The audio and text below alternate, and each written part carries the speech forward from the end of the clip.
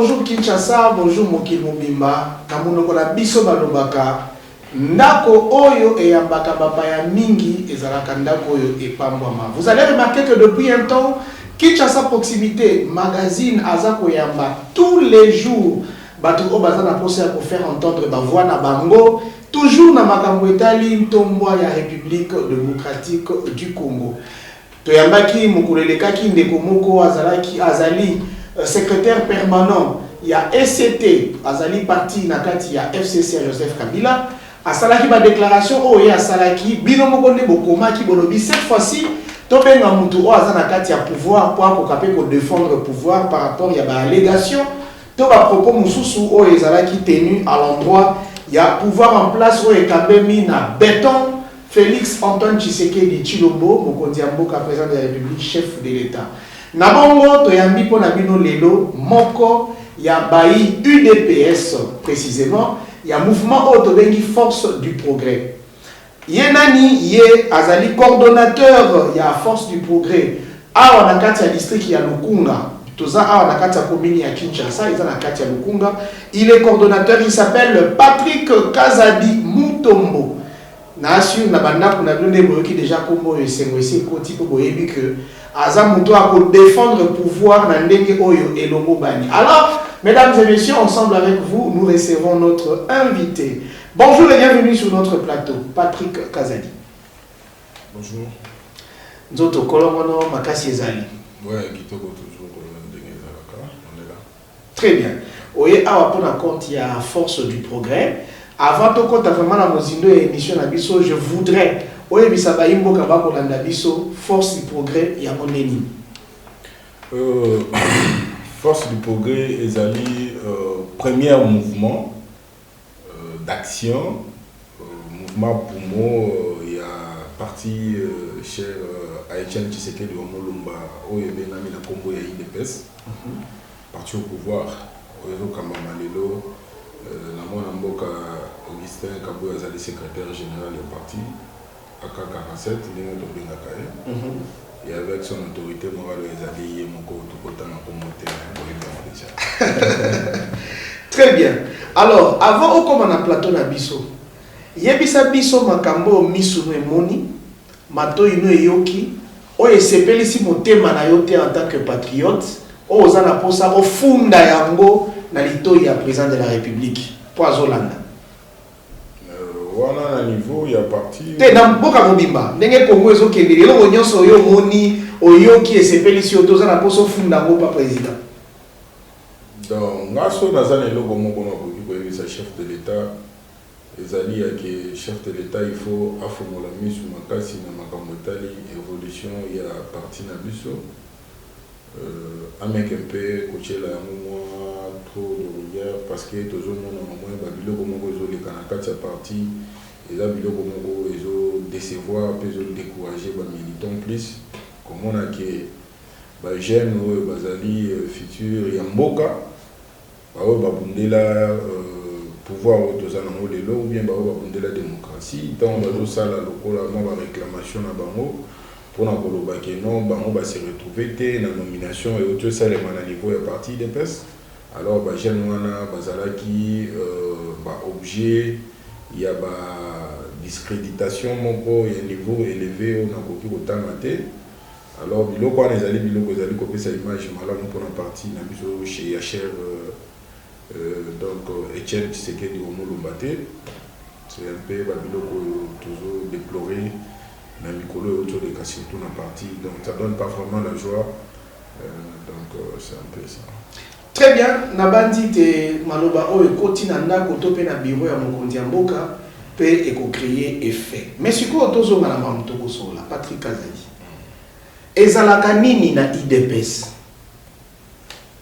IDPS boza na pouvoir. Bino moko IDPS bozo sala opposition. Lobi boko ba pe bino moko société civile. Ngambo nini o sengeli to situer IDPS na mokolo ya lelo parce que nous voyons dans l'IDPS l'opposition dans le pouvoir. Yo explication nini o pesa ba kongomani ba kolanda biso. Na mutuno oto tunanga. Na ko lukana répondre na bref. Oyebi papa Etienne Aba kufa. tant azaki na bon moyi alobaki mokolo IDPS ekozwa pouvoir mais ça certainement ekobeta te et puis opposition ekoexister lisusu te. Donc si vous voyez aujourd'hui l'IDPS est en opposition en même temps au pouvoir, c'est parce que nous sommes tout en tout maintenant là. Nous sommes tout en tout maintenant. Alors comme l'opposition est tellement faible, c'est pour ça que l'IDPS joue tous ces rôles là. C'est un peu ça. L'opposition est faible, l'opposant va dire que l'opposition joue un gangstérisme politique. Alors eux ne veulent pas des problèmes, ils vous observent de loin. Bah ouais, bah observer Bisso et Zabanani parce que dans le cadre du gouvernement à Bisso, on dirige avec toutes les quoi les tendances politiques, les tendances autres formes opposants. Ouais, ils sont là, ils sont avec nous. On a Moïse Katoumi qui est là-dedans, qui travaille avec nous, avec ses ministres, ses députés, voilà. On a aussi Kabila avec son FCC, ils sont là-dedans. D'ailleurs, même les secrétaires qui sont nommés récemment au sein des fonctions publiques, et voilà, tous ces gens-là sont des gens de l'FCC. Donc, on continue à travailler avec eux. Cela veut dire on ne peut pas chercher vraiment prendre tout ce qui est vraiment des gangsters, comme vous venez de le dire, donc l'injecter sur les dépenses, et voilà. Tala, ce qu'on a un combo. Il y a des secrétaires généraux à Nati. Ça peut être difficile parce que vous avez nommé nouvellement. Tant que les secrétariats généraux, il y a retrouvé votre PPRD, il y a FCC Nakati. Non, je ne suis pas venu pour cela parce que je n'ai pas besoin de léser qui que ce soit. Celui qui les a nommés, il sait pourquoi il les a mis là. On a besoin de gens qui travaillent bien, peu importe. Est-ce que ça FCC ou Kabila, ou FCC ou Bino Bosomba par la tricherie parlementaire?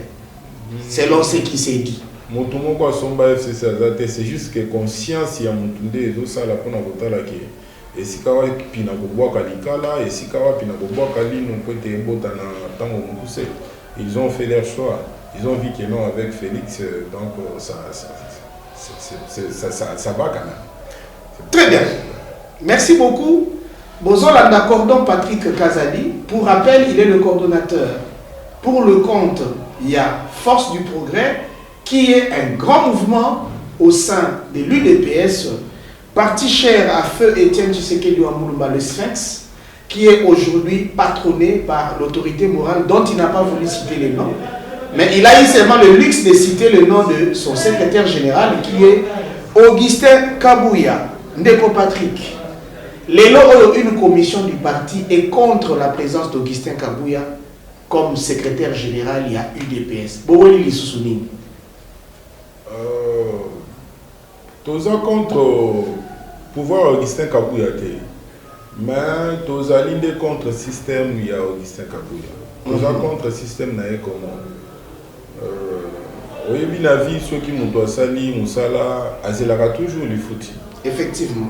Ce qui est ça que non, pouvoir, biso, combattant, il y a force de progrès, ton bundé là, il y a un peu de toser la kaka, comme on a battu sous le jour, je pense que ça ne sert pas vraiment. Il y a l'Itouana tout ça là. Ok. C'est dire que non, ils sont en train de chercher, cracher sur nos efforts fournis. Dans l'opposition, oui, mais nous sommes les lots dans le pouvoir au Tozanango. Parce que ceux qui forcent du progrès étaient les magatés pour nous soit Félix ou rien n'attend au congrès, ou c'était dans le niveau à 10e temps, on va aller pour maintenir les fois quand il est pesté. En tout cas, le président Félix Alina comme président. Parce qu'il y avait l'opposition et pas papa en Agnonso, Augustin, Bazara, Nakati, Bakabound, voilà tout ça marchait. Mais quand la force du progrès a dit que non, si ce n'est pas Félix, cela veut dire que vous n'allez pas sortir ici d'ailleurs. C'est pour ça que vous avez vu Félix sortir président, il y a IDPS, Nathan Ouana, nous avons président ensemble, et il y a IDP, des sous qui n'ont pas en l'élection, à gagner un peu l'élection, au limite, tellement que non, Mouto, Bachela Kabiso en face de la Guinée, maïs. C'est pour ça que c'est grâce à la force du progrès. Alors, papa, nous avons salé au Bolam. Donc, on a salé les lois européens, ça va Congolais, on a salé le Mumba. Il y a Congo, deuxième Mumba, il y a Congo. Un patriote conscient, comme son Excellence Messier, le chef de l'État Félix Antoine Tshisekedi Tshilombo, l'homme qui est venu pour libérer la RDC dans Maboko. il y a des envahisseurs, il y a des affairistes politiques. Pour ezonga na maboko ya ba Congolais, Congo ekakwamate. Est-ce que Mambozo lo ba obata INC ba lo ba pe bongo? Bon, bato INC na ekolobela INC te. Na boy kokota na makambo etalinga ite parce que ce que kokoti singa côté INC na koya koloba biloko mususu ko se fait tant mususu camarade na ngamo ko boy ta saka na INC. Vous comprenez? Alors pour ne pas léser bango, je ne vais pas entrer dans le cas de bango. Je vais parler juste de ce que vous me posez comme question par rapport à l'évolution et à partir de. Très bien. Merci beaucoup, Patrick Kazadi, le cordon. Tout à l'heure, tu connais que Moto Azala qui est en face de Azala qui maïs. Comment on est là? Oh, le président élit de son hôtel, Fadenhouse. Donc, on met à l'histoire Martin Fayulu. Non, bah, moi je sais pas si mais Chadar il passe à la qui hein? Chadar on parle pas de lui. Chadar c'est une personne composée de toutes les pièces. Mais tout à l'heure on tourne dans que le président Félix avait gagné les élections haut les mains. Nous avons gagné Toyo Karakeza qui cop. Akoma président na COP. Si ko bino tile lo bondimaka COP te bondimaka karake a gagné l'élection. Si ko bato baloba gezali ka ba COP ba onde ba kosa na biso to ba onde baloba la vérité. Oyebi na classe hein. Ceux qui baye ko pesa yo ndeti information que moi na yo ba kandia zo tricher mais na papier na yo wana tricherie wana ceux qui biloko zo répondre. Ils ont conformé quand même na o batunier ko beta moi na wana te. Conseiller kaka. Mais, ils ont bien payé, ils ont avantagé. Oh, mais c'est ça, c'est qu'à la force du progrès. Voilà, qui c'est qui sont la force du progrès. Ils ont dit les bilans pour le bac, non. Il faut qu'on ait bakouyi bamakolo. Vie les ambongo. Vie ce que vous avez même en loco la mikate ba okalinge longo. Mais ce qu'on met en loco la vie, bakoche lo yango. Ça va. Cordon, question moi que tout le monde a mis ni bato IDPS surtout bato la force du progrès. Toyo qui n'a pas émission et belé ou et salami n'a pas bitano na biswawa. Beaucoup de gens, surtout à FCC, déclaraient haut et fort qu'en 2023, Joseph Kabila reviendra au pouvoir pour diriger l'Issoussou Congo Oyo. Et créer qui peut le débat entre Batamaï et Mingi, le professeur Mbata, le Baki Kabila, fois la Moukali Soussou, tu occupes le professeur, le roi Demi Moulania Wilonja, que j'ai salué en passant. Il y a que rien n'empêche à Joseph Kabila à la présidence parce que la constitution est verrouillée, disposition mon côté que ancien président ou le sénateur avait qui sont au pouvoir. Yo personnellement, lecture ni nous sala na o ezali désir ya baimbo ka bazo kanisa ke ndeko Kabila esengeli ya zonga pe chance nini ozo pesa na ndeko Kabila pona souhait wana ya bakongomani mosusu. Mon pensi sango ya yambona ko yebisa wabo mboko ezali ya babande te ko ezali Congo le pays appartient aux Congolais. Erreur oyo to sala ya ko yamba Rwandais sous prétexte ya mwana Congolais, on ne peut plus encore le permettre qu'ils ont un Katamboka. Tu sais pourquoi? C'est ce qui est causé aujourd'hui.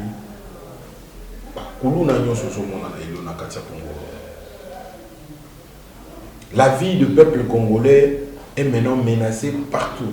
Tout comme on a un quartier à Bovanda. Et pourtant, des fois, pour tout ça, les chômeurs sont dans la misalati.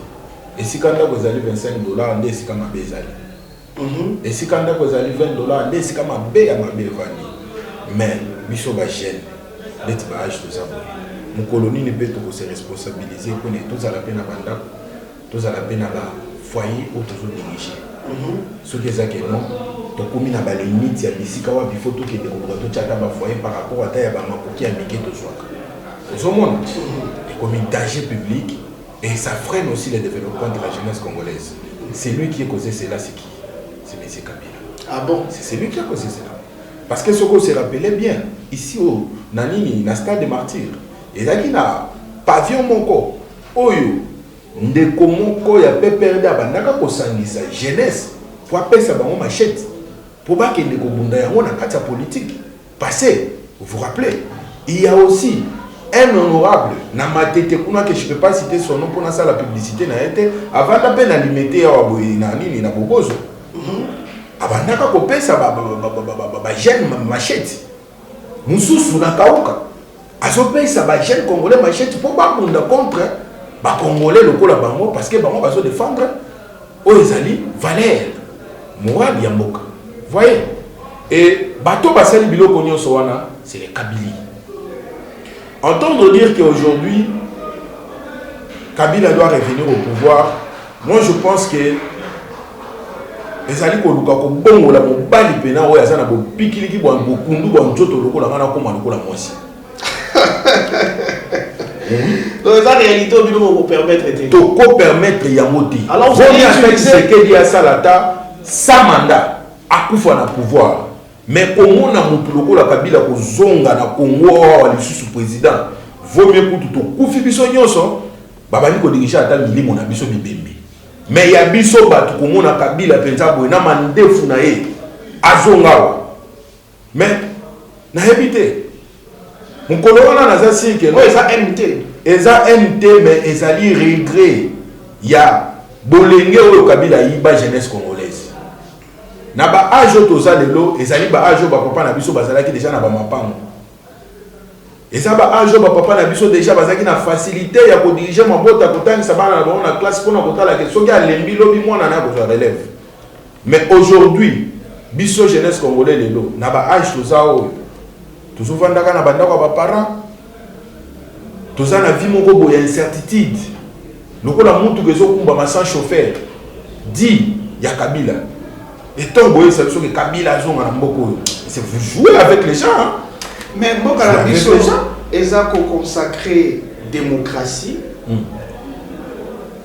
pour que mon comme président de la République selon la Constitution il faut passer par les élections.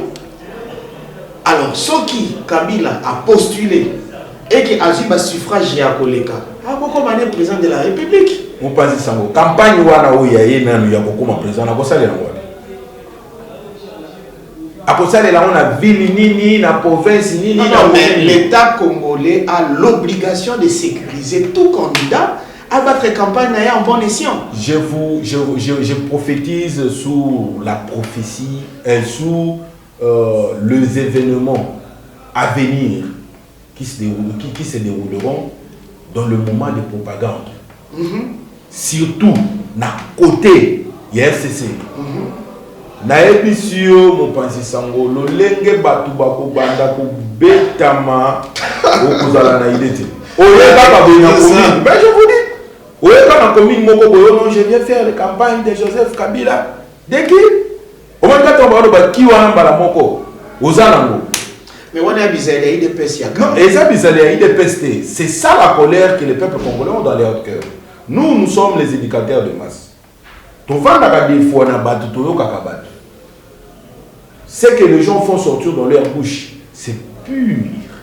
C'est pas pur, mais c'est pire. Vous comprenez? Donc on la pire de la pureté du mal. Je te dis. Je dis.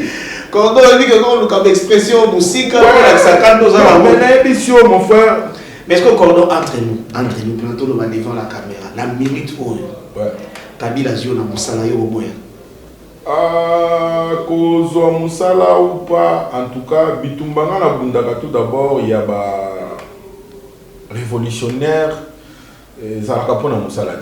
Nous sommes les révolutionnistes, hein? Les révolutionnaires. Nous sommes les révolutionnaires. Nous sommes là pour défendre tout d'abord l'intérêt de la nation. Parce que c'est sur cette terre ici que mes enfants, les petits-enfants de mes enfants vivront pour toute leur vie. Alors, si moi je m'étais juste bâti pour ma famille ou bien mes entrailles, alors, à quoi ça sert bon? Il y a la télévision pourquoi je ne peux pas le faire pour la péjorativité comme le Lumumba l'ont fait? Cordon Patrick Kazadi, une question me vient en tête. Le chef de l'État a fait appel. Na bilenge bakotana forces armées bakende ko défendre République démocratique du Congo contre oyo bengaki ba envahisseur. Batumabe. Très bien. Énergie, oyo force du progrès a bimisaka lors de la campagne électorale. Il y a 2011, il y a 2018, pour empêcher à la Kabylie de remporter les pouvoirs ou de revenir au pouvoir. Énergie, oyo zoloba qui beaucoup déployé en 2023, Soki Kabila aza candidat pour mettre en mal un tel projet. Est-ce que énergie ou a bino force du progrès boki ko pesa ya moté na appel à chef de l'État pour boki na bitumba? On allait voir par exemple la 10e rue et si siège à IDPS ezali ba bus ya état-major ezo ya kozwa bipiku ya bilenge ya IDPS olobi toza bato liboso to ndimi to kende kosimba bandoki pour le premier de notre fil a donné le mot d'ordre. Qu'est-ce que vous attendez? Qu'est-ce que l'on attend? Ben vous êtes en retard. Vous êtes en retard. C'est pas toute la force du progrès qui devrait aller à la guerre, ou bien qui devrait aller à la formation. Il y a Basoda. Hein? C'est pas toute la force du progrès. Il y a des gens qui sont déjà là. Basawana, Babisuku, Baotozonga. La force du progrès. Alors, tu peux les Canadiens, tu peux les la force du progrès, il dépêche sans avantage. Il dépêche sans saluer locaux. Et où mais la défense IDPS il y a la opposition. IDPS il y a les autres comme appelle et logo to et puis logo va bien avoir secret d'état. Il y a des secrets d'état.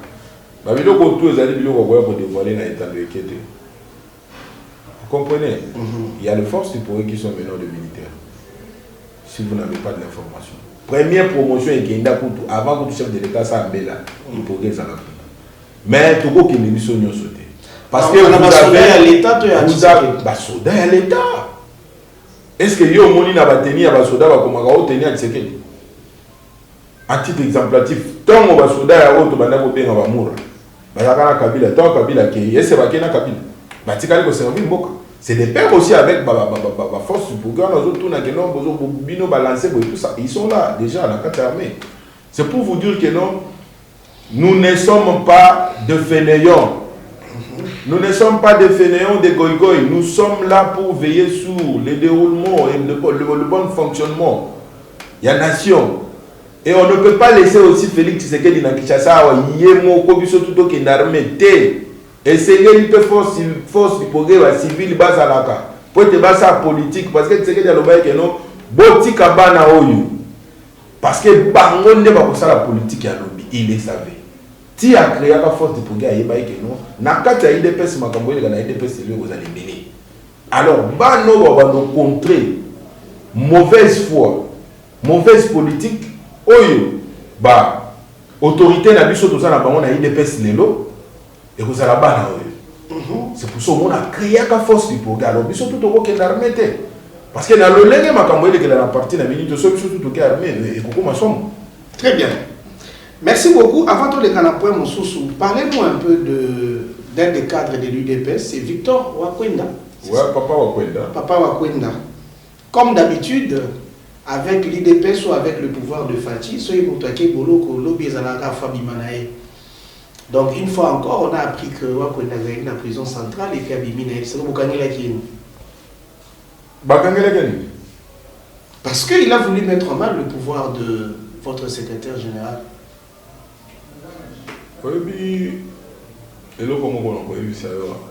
Peu importe, le succès de l'organisation qu'il a, le chef, l'autorité, il faut que les gens soient bien montés. Il y a des gens qui succès, le et c'est pas bien pour nous sommes des êtres humains. La vie humaine est chère. Et si tu veux savoir valeur na yo, il faut y avoir valeur à notre sous. Na oyo papa wana sali na carte politique ya IDPS. Hein? C'est pas une personne qu'on allait traiter de la manière. Peu importe, vis-à-vis aussi à âge na ye. Bakokai ko sala biloko basali wana te. Ata omeli na boloko te, mais ezali ba sinyo moko boya mabe, eloko tozo benga que l'ingratitude. Une mauvaise politique qui ne reconnaît pas les bienfaits des autres, mais qui regarde seulement ses intérêts. parce que aux autres tambola na ba jeep na ba nini, cela veut dire bateau baza na ba jeep te bazali biloko te yo loko mi eloko. Non, c'est pas ça la vie. Moi j'ai vu une personne à côté dans un restaurant, elle se servir bateau nyonso ko ya bateau bazali na restaurant baza mindele alo ba kenon servir ba mindele biloko boy azongi susu servir ba mindele na biloko na boy mais asombela mutu mwindu te. À côté dans un restaurant le kenon guichet fermé.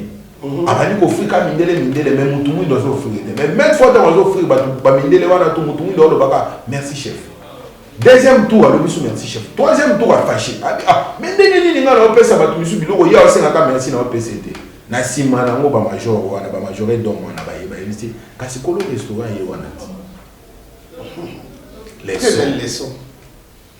Il disait merci pour ce côté les mots. Mais toi dans ta tête, tu crois que non, tu l'as fait souffrir. Au moment où tu l'as fait souffrir. Donc c'est pour dire que pourquoi ça le sala mutu mabe ozomona ke mabe na sala et pourtant sala ozo misala nde yo moko mabe. Tu te fais du mal parce que ozo gaspiller énergie na yo. De penser mal à la place de penser mal, de place il faut élaborer à ta stratégie ndenge ni nokoki ko améliorer façon de faire politiquement na kati ya IDPS ou bien na kati ya parti yo zali par rapport ya ba critique ba osala yo. Mais toi tu prends ton temps pour s'encharner sur les autres. Parce que tu as le pouvoir, parce que tu as l'argent, parce que tu as tout ça, machin. Moi, cette politique-là, en tout cas, je ne peux pas l'encourager. J'ai du respect avec le secrétaire général, qui est Augustin Kabouya, qui est le secrétaire de notre parti, que j'ai beaucoup de l'estime par rapport à tout ce qu'il est en train de faire pour l'instant au sein de notre parti. Mais le feu là, d'arriver même à ce point-là, de chercher à aller... incarcérer les autres, je ne sais pas si c'est pour cela que le papa Okwenda a été incarcéré par rapport à ce qu'on entend, on peut parler que c'est Kabouya qui a fait cela. Mais moi je n'ai pas vraiment les informations de dire que c'est lui qui a fait cela ou bien ce sont les propos de papa Okwenda qui l'a fait arrêter. Vous voyez? Très bien. Alors, c'est un peu ça. Patrick Azadi Moutombo, coordonnateur Force du Progrès, Kinshasa Lukunga. Qui base Stade des Martyrs. Base Stade des Martyrs. Ouais, ça c'est. Après si il est dans beauté. Très bien. Très bien. PMF Meta. Toujours Pénamon Conti. Donc Bino Boza bien merci. La nomination est au sein de la Macalamité, on ne parle pas des secrétaires généraux, on a des procédures normales à l'État. On a vu des permutations, on a vu des élévations. Et ça, déjà dans la fonction publique. Parlons maintenant, il y a surtout les jeunes, les mandataires, les PCA, les DG, DGA, les administrateurs, il y a l'entreprise publique. Je profite pour saluer mon meilleur ami Emmanuel Chibambe. En tout cas, félicitations à la Sina Hydroc. Emmanuel Chibambe, félicitations. Félicitations à Taylor Lubanga. Félicitations à Neko Flori, Nana Transco. Félicitations à vous tous. Sans oublier mes confrères journalistes, Serge Kabungo, l'autre c'est Christian Bossembe, vous tous. Félicitations. Et sans oublier aussi le DG Moubiaï, c'est lui qu'on vient de nommer récemment à la CNSS. Très bien, ça aussi. On les salue aussi. Et je serai méchant sur Nabosani, le prof Adolphe Voto-José, DGA, et Madame Sylvie Elengue, DGA RTNC. Ndeko Kazandi, yo personnellement au Bandi Bonito, Force du Progrès, et ça les lectures Nini par rapport à la nomination, parce que nous apprenons aussi que ça les Nzaka Kabouya.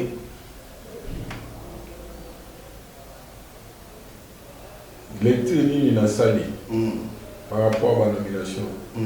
Lecture à l'Ibosso Zali qui est non, nous avons félicité Bayebazu Ngoluana.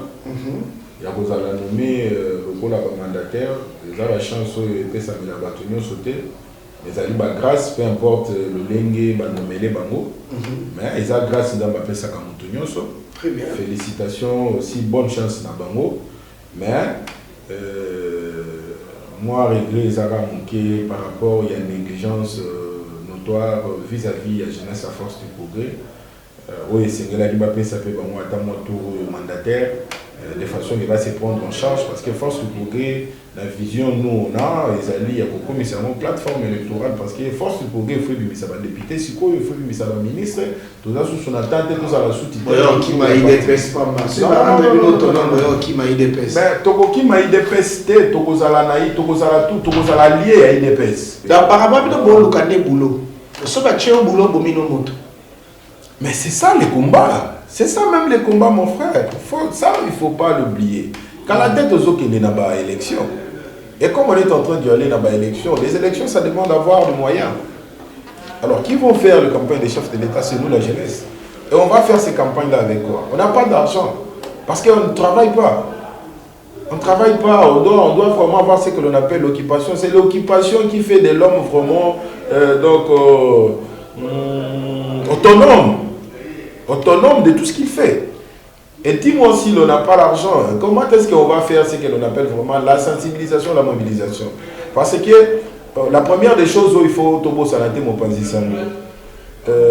Exemple ya malamu et bandaka tout d'abord et pas ya mutu yemo. Nako kende côté ya mutu voter fachi lobby pourtant mutu na ebinga ke naza mutu fachi ya depuis kala mais naza chômeur. Nazo sanga ta musu place akolala, ta musu na banité, ta musu et c'est là continuer dans la classe, moyen à continuer dans la mais tozali na ba ministre, oyo babili na kati ya IDPS, tozali na ba mandataire, oyo bazali mandataire par l'IDPS. Et toutes ces choses-là, ce sont des choses au monde qui n'ont pas de bazoka kanda. Pourquoi jeunesse et à force du progrès faisait la kabala ndaka sima ya ba poche, ya ba autorité ya parti ou bien ba autorité gouvernement. Et awa biloko soni. Très bien dit. Yo moi mon polo lokola nga boye ponga na zombongo il faut na kende kola na ministre na sima ou bien na zo yembele na sibi drapeau boye sima na ngwa jumbo wa pesi ngai. Et pourtant je sais lire, je sais écrire. Si j'avais quelque chose à faire comme occupation ou je travaillais quelque part, tu sais combien j'allais vraiment donner l'image agréable de mon parti partout où je serais? Parce que je serais le préalable ou bien le premier image visible, il y a parti. Oh ya kolobaki no tala ndenge nga nazalaki tali ndenge lelo na komi likolo ya komba na bundaki lelo tala ndenge kombe futi ngai. Cela veut dire yo pe soko bundi komba ko sa nini e ko futa yo. Mais lelo na kobeta lisolo nini? Ya wana mo ba jeune batomboki. Na kobeta lisolo ya chômage. Lisolo ya pauvreté. Très bien. Na si kembela ane komi e pa ya Augustin Kabuya papa Patrick Kazadi to komi na suka ya émission. Na épargné on a deux détails. Nous allons parler essentiellement des élections de 2023. Quelles sont les chances que nous donnons? Nous allons parler aussi de la situation de conflits armés dans l'est du pays.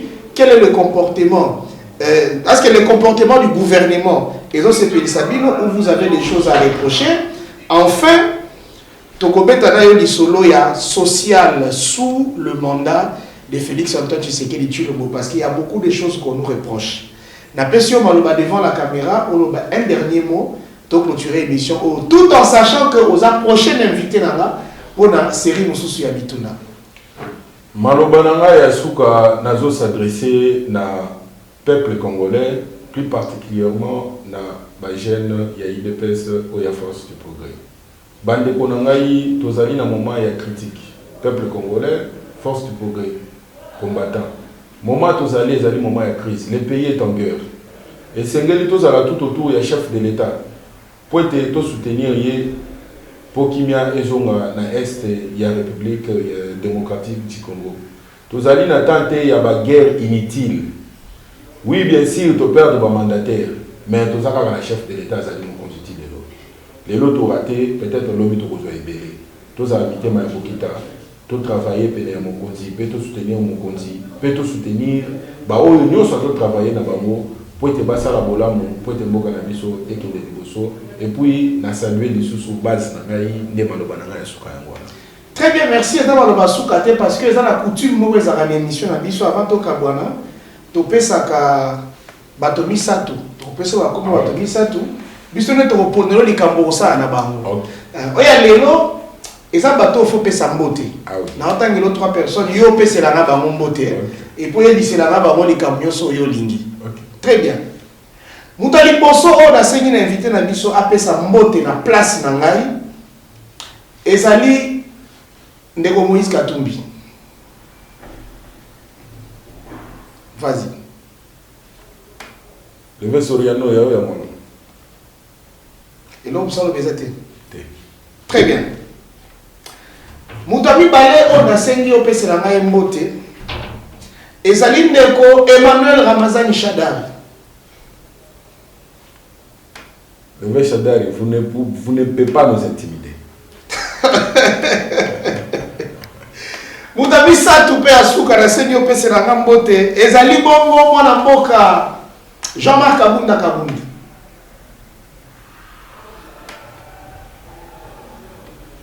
Et si bongo? Il aura le besaté. Merci. Ainsi donc on fait l'heure du Congo d'aujourd'hui. Mais vous savez qu'au moment où nous enregistrons cette émission, il y a des gens qui sont en train de jouir parce que une année de plus, c'est leurs anniversaires. Permettez-moi de leur souhaiter joyeux anniversaire. Un big joyeux anniversaire à Madame Julie Landou Larose. Madame Julie Landou Larose, nous avons témoin à beauté. Donc, moi, c'est qui toko ya botama lelo. Heureux anniversaire à toi. Heureux anniversaire à ma maman. Elle, c'est la présidente, la coordonnatrice.